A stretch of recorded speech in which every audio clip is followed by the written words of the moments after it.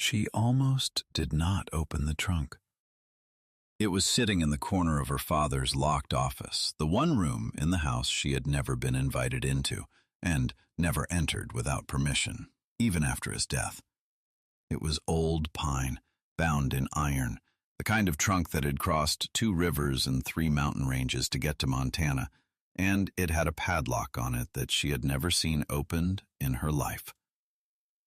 She found the key in his desk drawer on a Tuesday morning in September of 1880.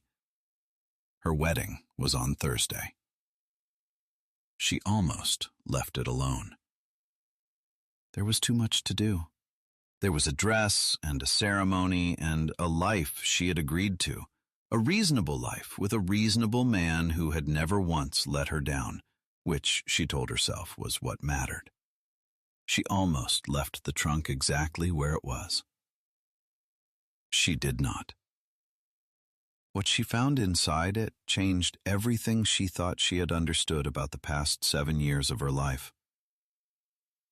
And if you want to understand how a locked trunk full of old letters can undo a woman's grief and restore something she had concluded was gone, you need to go back to the summer of 1873, when a cattle driver named Will Cade first rode onto land adjacent to her father's homestead and changed the entire shape of her future without either of them knowing it yet.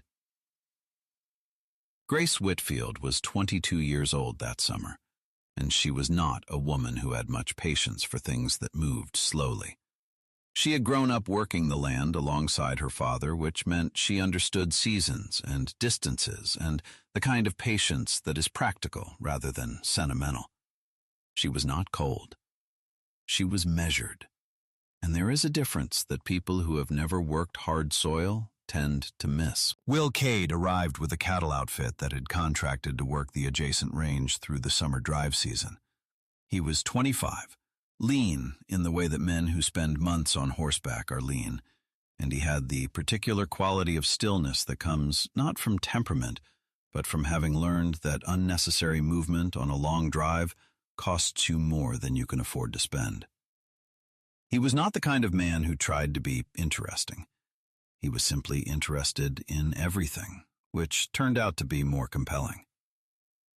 They talked across the fence line for 3 months about the land and the weather and the specific way the light changed over the northern range in late August. About books, because Will had read more than anyone expected a cattle driver to read, and he did not apologize for it.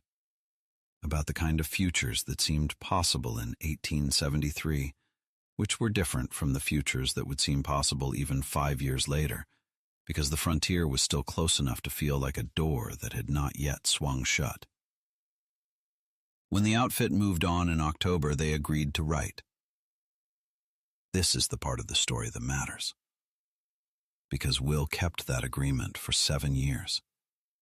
He wrote from every town on every drive, from Abilene and Dodge City and the crossings along the Cimarron.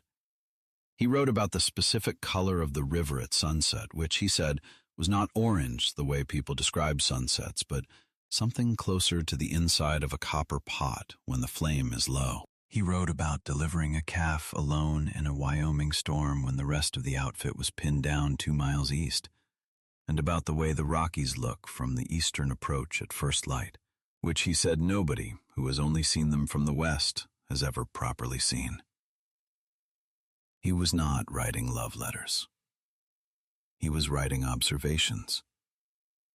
He was describing the world to her because describing it to her was the closest he could get to sharing it with her. And sharing things was the only love language Will Cade had ever known how to use. He wrote 54 letters over 7 years. Grace received none of them. Now, here is the detail that most people miss when they first hear this story, and I want you to hold it carefully because it changes everything about what comes next. Her father was a man of strong opinions about station and suitability, and he had formed his opinion about Will Cade in the first week of the summer drive and never revised it. A cattle driver was not what he had in mind for his daughter. This was not cruelty, exactly. It was the particular blindness of a man who loved his daughter in a way that had no room in it for her to want something he did not approve of. He intercepted the letters as they arrived, every one of them, and stored them in the locked trunk in his office. He never read them. He did not need to read them to be certain he had made the right decision. Grace, receiving nothing, did what a woman with practical patience does when she has been wrong about something. She grieved the error quietly and moved forward. She concluded that Will had ridden on and found his future somewhere else along the trail, as men who work long drives sometimes do. She did not blame him.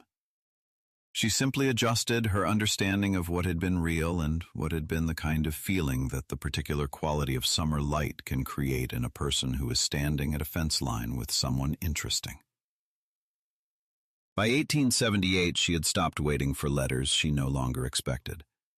By 1880, she had agreed to marry a merchant named Aldous Greer, who was steady and kind and had never once let her down.